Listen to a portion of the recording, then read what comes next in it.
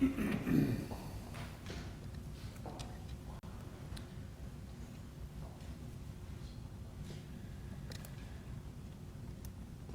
you guys so much for joining me here today. I've got Elizabeth Pollard, our Deputy Secretary of Science and Technology. I've got Deputy Secretary of Health Carter Kimball with me, and Secretary of Health Jerome Lockridge. Wanted to give everybody an update on our progress and fight against COVID-19 here in the state of Oklahoma. During this fight, my intent has always been to do two things. And number one is to protect the health and lives of Oklahomans, especially our most vulnerable population.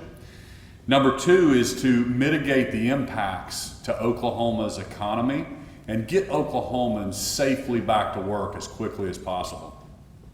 Last Friday, many parts of our state started to safely and responsibly reopen. When we made the announcement, the Open Up and Recover Safety Plan, we made it clear that we will make decisions based on data in the state of Oklahoma, not what we're seeing on television. We've made it clear that we will continue to track data and adjust our plan if needed. I want you to know that the data continues to show we can safely proceed with phase one of our plan to safely and measurably reopen on May 1st. Our hospitalizations, I want to show you this slide here, continue to decrease. When we announced our surge plan back on April 10th, we showed this exact slide. We were expecting to need 1,100 hospital beds at that time. We built our capacity for 4,600 just to stay proactive.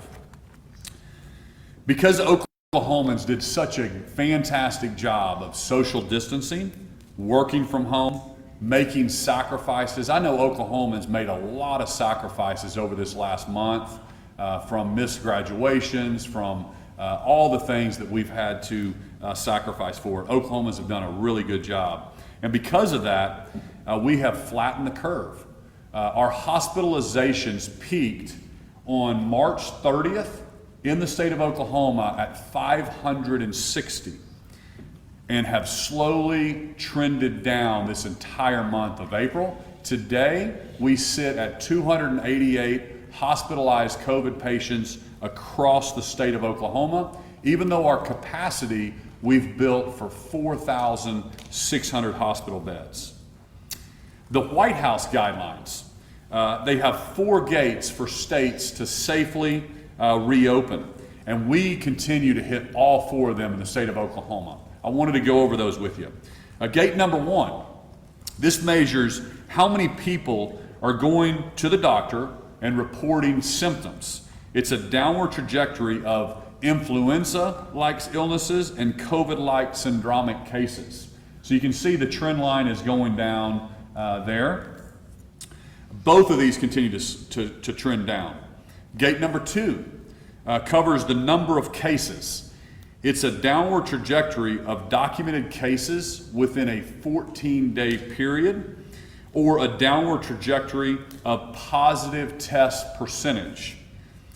As you can see, our 7-day rolling average is going down for the month of, since April 10th was the date that we started to measure 14 days from our announcement last week. And we're continuing on that downward trajectory. Here's another thing Oklahomans need to keep in mind. We are testing significantly more people each week. So we're going to continue to still find cases in Oklahoma. I've been consistent with Oklahomans. We still have coronavirus in the United States. It's still in the state of Oklahoma.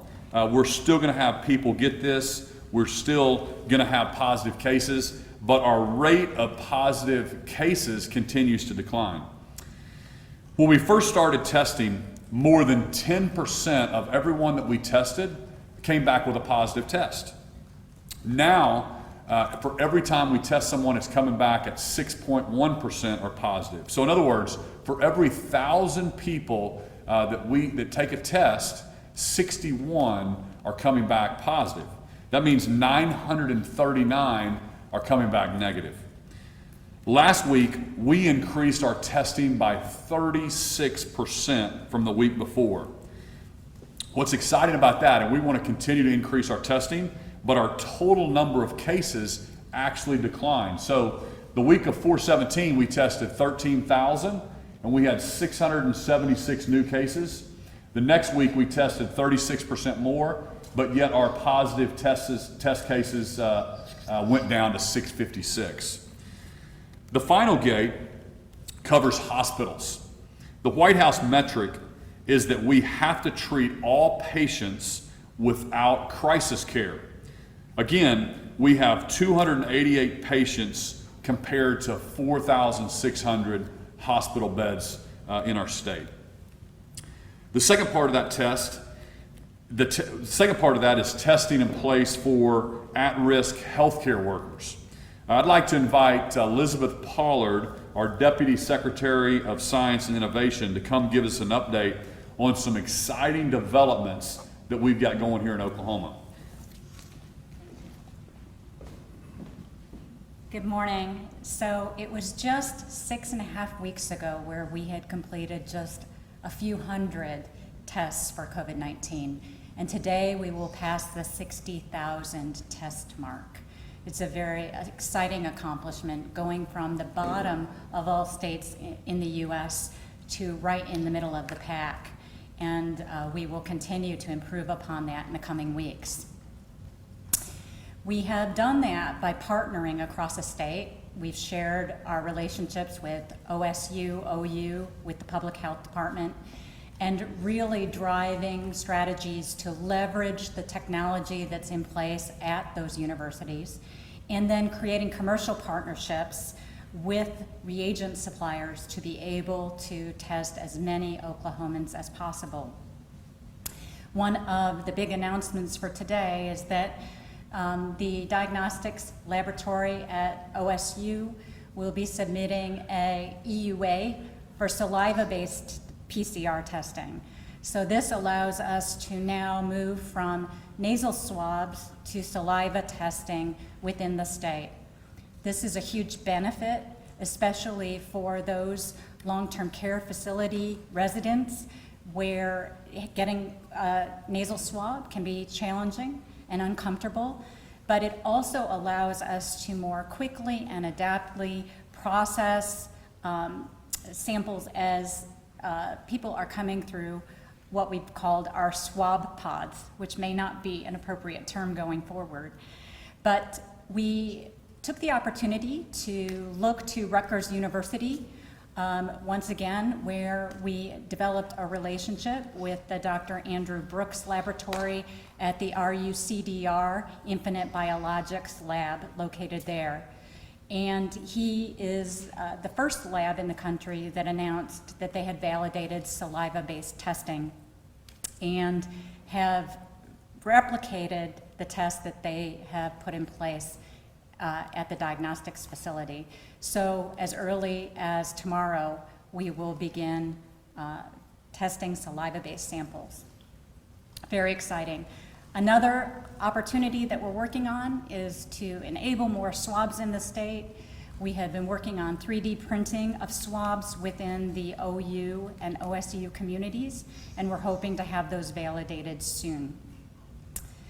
Last but not least, we have also begun doing serological testing and started some surveillance testing randomly across the state 2 weeks ago, and we continue that this week. But we will be focusing on specific zip codes going forward with known patients through a partnership with OBI under an IRB study to really understand the spread of COVID-19 across our population. So a lot of great accomplishments. I'm gonna now turn this over to Carter Kimball so that he, Governor? Sorry about that. Governor, thank you.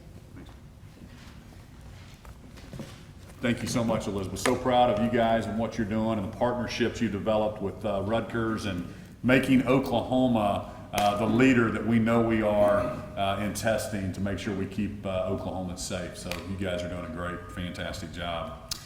Yesterday, we started shipping pallets of PPE to nursing homes all across the state. We'll have more than half of them out the door today, with the other half going to the rest of our nursing homes tomorrow. These PPE kits include masks, gloves, gowns, and face shields. They will be so important as we continue to protect our most vulnerable population.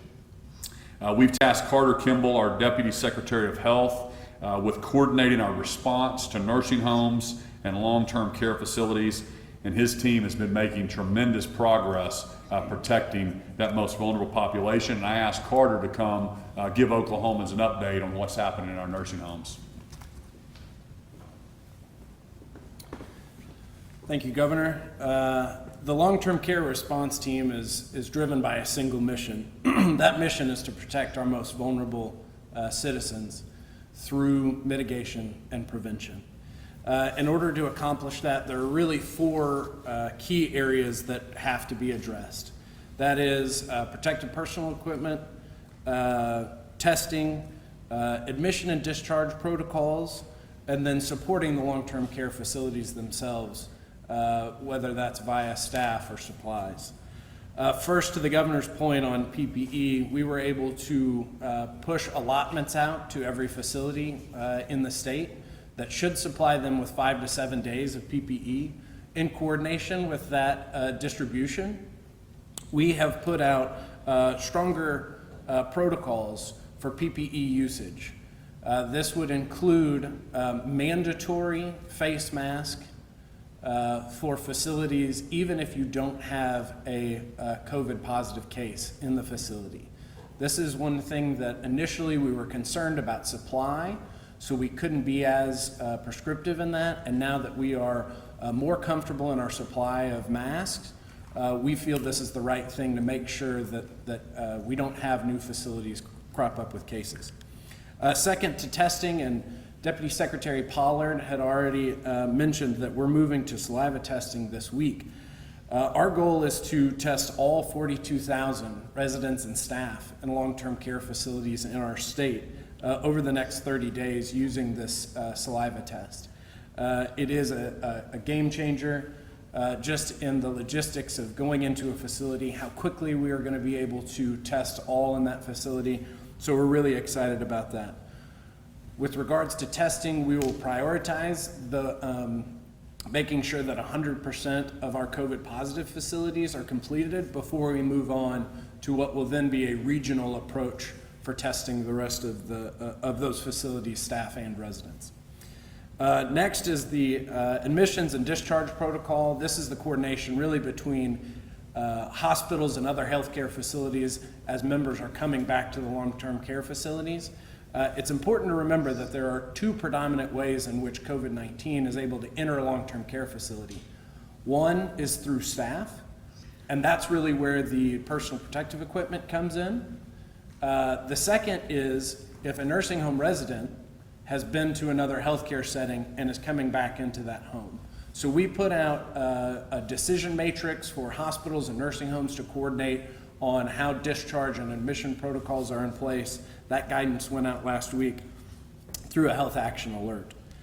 Lastly, in supporting our long-term care facilities, through partnership with the National Guard and support that they have, we have teams, disinfection teams that are really able to go in and do a deep clean, a chemical deep clean to facilities, whether it's a particular wing or area, to make sure that that disease is eliminated within the facility itself. The second piece, and really kind of the tip of the spear, if you will, in this war, is 11 rapid response teams that are regionally deployed across the state to be able to go into facilities and provide on-the-ground support in a various manner, whether it's help in cleaning, staffing, testing, education or training on PPE use. Those teams, staffed predominantly by the health department, but also in partnership with medics through the National Guard, are across our state and are already in place. We have a long way to go in combating this virus, but it is important to remember that fewer than 15% of our long-term care facilities have cases currently in them, and our goal is to make sure that that number does nothing but go down. Thank you for the opportunity to serve.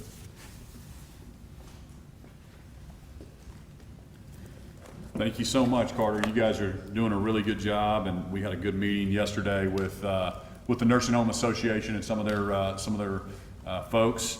Also want to thank our teams, like Carter said, from the National Guard, from the State Department of Health, for what they're doing for tracing, surveillance, and then that deep cleaning that the National Guard is doing throughout all of our nursing homes is going to really move the needle for us. But nursing homes and long-term care facilities really present unique challenges for a lot of states across the country. But we're committed to protecting our most vulnerable populations even as we open up and recover safely here in the state of Oklahoma. I also want to give an update on the 294,000 Oklahomans who have filed for unemployment benefits. Last week, we processed 116,000 unemployment claims, and on a system that was designed for about 2,500 in any given week. We paid out more than $307 million in benefits since this pandemic started, and we're working to get the claims paid as quickly as possible. I know the frustration and the anxiety many Oklahomans are facing with bills that are coming due right now, people that are out of work, they're waiting for their claims to go through. Our entire digital transformation team has been working night and day along with the unemployment department to get those claims processed quickly. Last week we processed more than 70,000 of the 129,000 claims that needed a Tier 2 review, and we've hired an extra 200 help desk workers to get the rest of those out the door. You can always check on the status of your claim at oesc.ok.gov. I'd encourage you to all double check your information, because a Tier 2 claim likely means something on the claim doesn't match what we have in our database. We're also starting to pay the PUA claims. Those are for the independent contractors or self-employed folks who were not eligible for traditional unemployment. And we hear your frustration. I'm personally engaged and involved with the team that's over there that we stood up at the unemployment department to help with that. I'm getting daily updates to make sure we get those processed as quickly as we can for Oklahomans. You know, from the beginning, my first priority has always been to protect the health and lives of Oklahomans. And as we open up and recover safely, I want everyone to know we're not out of the woods yet. And like I said, we still have coronavirus in the United States. It's still in Oklahoma. So we have to continue to be cautious. We need to continue with social distancing, with washing our hands, staying home if you're sick. And I want to remind Oklahomans, get tested. If you have any kind of symptoms, or even if you just want to see, you think you should get tested, we have plenty of testing in our state. Call 211. We have over 80 facilities set up across the state. We need more testing, more testing. It's great for the surveillance. And even if you're asymptomatic and you just want to get tested, we encourage you to do that. Call 211 and it'll tell you where the closest spot is to get tested. So again, we're going to get through this, Oklahomans. You have done a fantastic job over the month of April, and so it is time for a measured reopening, but we cannot let our foot, we can't be laxed about this, because the COVID is still here in our state. We've got to be very, very cautious with our social distancing, but we will get through this together. So God bless you. God bless this great state of Oklahoma, and I'll open it up to a few questions. Governor Stitt, is 2 weeks long enough to impact on phase 1 before heading into phase 2? We know some people can develop symptoms, 2 weeks after they come in contact with someone. Well, the 14 days is something that the White House has laid out as one of their gates. And the important thing is we're going to be watching that data. My health department is watching the stats, the leading indicators on the percentage of positive tests that we're doing. And if we see anything move in the other direction, we can always extend those phases out. But we think 14 days from the research from the White House guidance and our own experts in the state that's a reasonable time to kind of watch the data as we measurably start opening things up. Governor, are you concerned? Tulsa County has always told us that we would peak today as infections and then mid-May hospitalizations. Are you worried that you're opening the door a little too early? I mean, it kind of seems like, it feels like we're ending the birthday party without cutting the cake, almost. Are you worried this is too soon and the numbers are just going to climb? Well, these are tough decisions, and I know a lot of folks are concerned about the decision, and it's easy to delay or say, hey, we should push this decision making out. But the facts are the facts. You got to remember why we did 15 executive orders. On March 15th, I signed the first executive order that said this is a state of emergency in the state of Oklahoma. It's why I said the safer at home population. And there's 15 executive orders for a couple reasons. Number one was to build capacity in our healthcare system, to make sure that we didn't overrun that. It was also to start building supply in PPE, and it was to flatten the curve. It was never to have 0 cases in our state. That's just not practical. But it was to make sure that we were healthy and we were responsible and we had the capacity in our hospital. So the fact of the matter is we peaked at 560 hospital beds on March 30th, and we've continued to see that trend go down, and we have 288 hospitalized folks across the state, and that's too many. I want that to be 0. But when you built the capacity of 4,600, we think it's time for a measured reopening, and we're going to be data driven on what's happening in the state of Oklahoma, and we reserve the right to push those phases back. But we feel like it's the right time to take a measured reopening stance. Governor, there's been a lot of talk in Washington about sending more money to states, as much as $500 billion. The president seems resistant to that figure. What are your thoughts? I mean, obviously, what we're spending here is not cheap. I spoke with the president yesterday, and I told the president that we need more flexibility in the CARES Act, which is the third stimulus package. It was $2.2 trillion, and it gave each state at least $1.25 billion. But there was a lot of strings attached. It was only to pay for COVID-related expenses, which is great. So everything that our state has spent on COVID-related expenses will be reimbursed. But I asked for more flexibility with how we spend that, because our municipalities with sales tax revenue are greatly affected right now across our state. But so before we went to a fourth stimulus, I just told the president, this is my opinion. I'm sure there's some other governors that would agree with me. Until you go back and put more debt on our children and grandchildren, let's see if the third CARES package actually is working. If you give us more flexibility, we think that would be what we need in Oklahoma instead of a fourth package. Governor, you talked about the unemployment issues that are going on. We continue to get lots of emails at the station about, I can't get on the line, I've got my card, there's no money on it, I have, it's been 3 weeks and I still haven't gotten my card. You addressed it, but your thoughts when you hear things like that? Yeah, it's very frustrating for me as well, and I talked to some House and Senate members. They're getting calls from their constituents. I know you folks in the media are getting calls as well. That's why I put my best team on it. I've got our digital transformation team on it. I've got Steve Harp and his team, David Ostro and his team. We've got over 200 employees on top of that department helping get through the backlog. And you got to remember, that department was built, we would have average about 1,800 a week, and this is just unprecedented time. So we've gone all the way, we've got 294,000 claims just since March 15th. So we had to stand up a whole new call center. I'm excited about that. We've got those wait times down. We are waiving, and we're going through some batch processes to get those out, and you just heard we got 116,000 claims out yesterday, the PUA claims. We're one of the first states to actually get those out the door, because that was a whole new system. You never were normally allowed to get unemployment if you weren't a W-2 employee, if you were a contractor. That was a whole new system we had to stand up. So I hear Oklahoma's frustrations. I'm getting daily updates. I've got our best team working on it.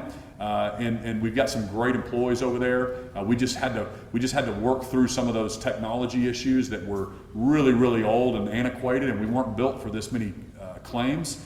We also, I don't want to get too technical, but the vendors that were providing those cards, also we're doing that for tons of other states, and that also got backlogged as well. So we're looking for either printing checks, standing up, printing our own cards here to get those out to Oklahomans quicker. I'm trying to waive every requirement I can from a federal relationship level, because I know how important it is right now to get those dollars in the hands of Oklahomans who are trying to pay their rent and have their own obligations and lost their job due to no fault of their own. So I'm with them. I'm on top of it. We are getting the team together to get those claims processed as quickly as possible. So be patient. Give me another week, and I'm going to have this thing wrapped up, and I'm going to have those claims out. Governor, could I ask Secretary Lockridge or Deputy Secretary Kimball a question? April 7th, we were invited out to the state strategic stockpile where the PPE is located. It's going to be 85 degrees today. It was incredibly warm there. I remember there were some big fans. Is that facility, does that have central air conditioning? Because I know on the packaging for a lot of PPE, it says 86 at the top temperature. So is that a consideration as we move into the warm summer months?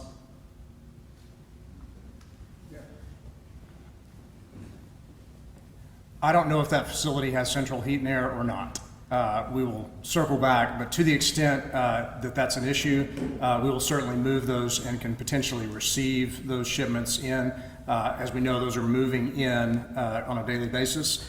But to the extent that that jeopardizes them, we have protocols in place to make sure that we stay within boundaries. So good question. I can't stipulate as to whether there's central air or not, but what I can say is our response will be to protect those stores. We've worked far too hard with far too many people to jeopardize those. Thank you, Secretary. I got a question about a graph. Can we pull up a graph real quick? It is a 7-day rolling total for COVID-19 new cases. Sure. Pull that up real quick.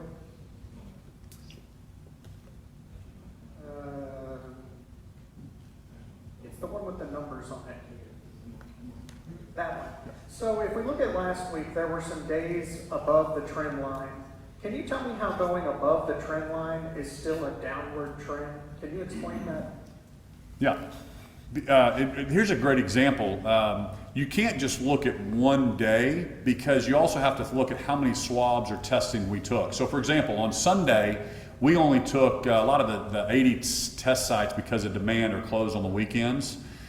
We took, let's say, 200 swabs, and we had 26 positives on Monday morning. Well, on Tuesday, we had 130 positives, but we took 2,100 or 2,200 test samples. So again, there's not just one gate to look at. But as you can see, 806 down to 655 is a downward trend, and it's a 2-week average. And so you can't pull out one day or one little bump and say that's a trend. That's why it's a 14-day average, and that was the gate that the White House rolled out. But you also have to think about how many swabs and how many tests we're doing that day. Governor, I was wondering if you, actually 2 questions. So first question, can you comment on, very hard to talk. Okay, better. First off, Mayor Holt and Mayor Bynum both sort of reluctantly adopted the R's plan. And some of their comments indicated that maybe they weren't jumping into it wholeheartedly. So I was wondering if you could comment on that.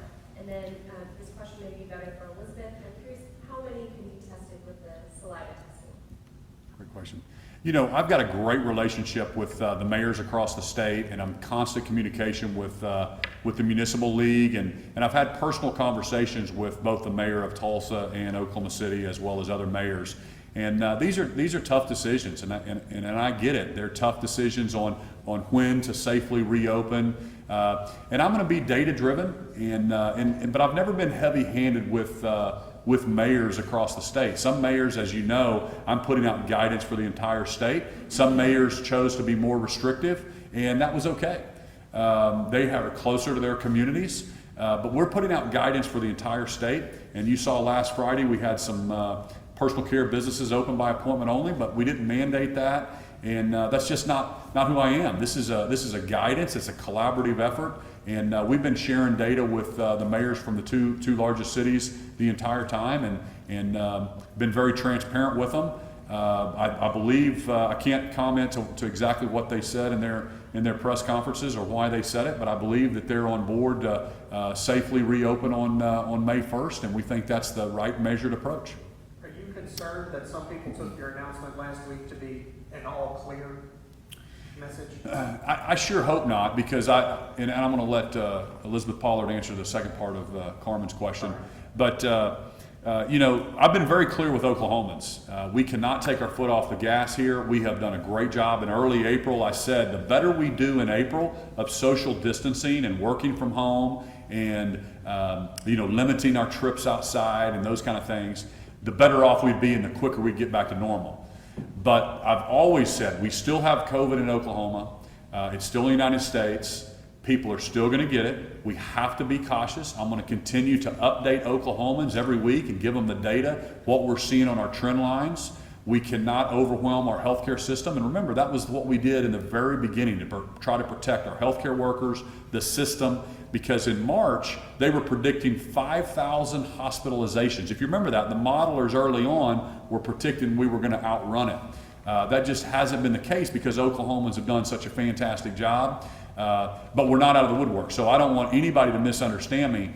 We have to continue with the social distancing. It's a measured reopening.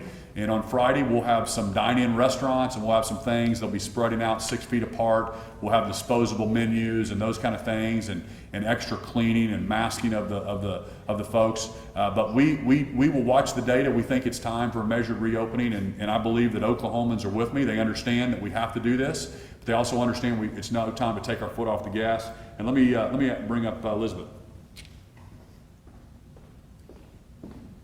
So as we discuss partnerships, one of the partners that we have in place is a service provider called Microgen DX, located in Lubbock, and we have contracted with them to do all of the long-term care facility saliva testing over the next 30 days.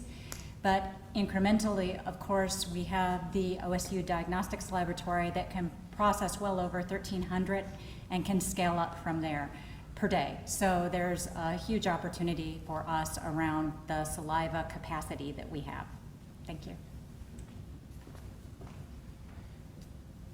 And that, just do you understand, just to reiterate or underscore what she just said, we made the decision to test all of our nursing home patients and the healthcare workers inside our nursing home facilities as a proactive step. And that saliva test, we're I think the only state that is doing that in our nursing homes versus the more invasive swab test, especially on our elderly population. It can be very combative and it can be a problem. And so we really wanted to get the saliva test up and running for that most vulnerable population.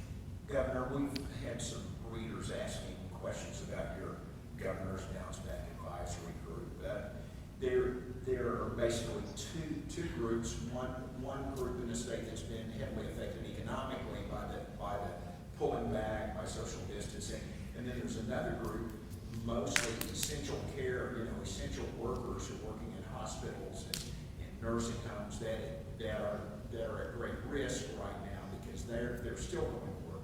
So our readers have been asking about why there's such a imbalance on your governor's bounce back advisory group. There's mostly groups of people on there who have an interest in getting the economy going again, and our readers have noticed a lack of people on there who would represent whole groups of people who are in great danger right now delivering essential services.